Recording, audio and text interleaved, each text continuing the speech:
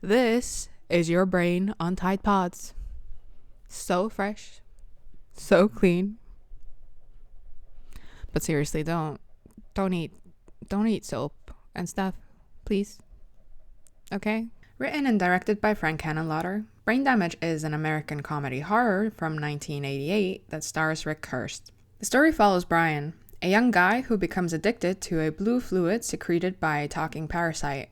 As he deals with the consequences of his addiction, the parasite convinces him to find other victims so that it can feed on human brains. This movie has everything you'd want from a B horror movie.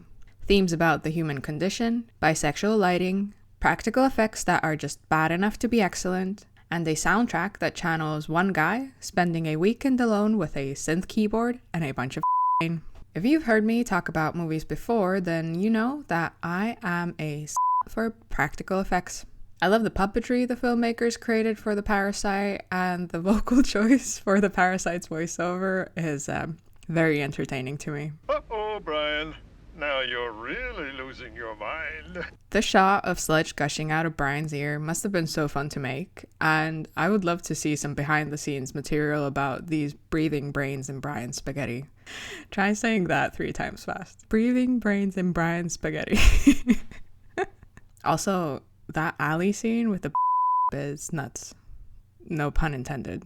The first time I came across Henenlotter was not through his movies, but his work as a film historian when I was working on a video about The Love Witch. Brain Damage was the first of his movies that I watched, and I must admit it prompted me to binge the 3 Basket Case movies as well as Frankenhooker. Was I hooked? Yes.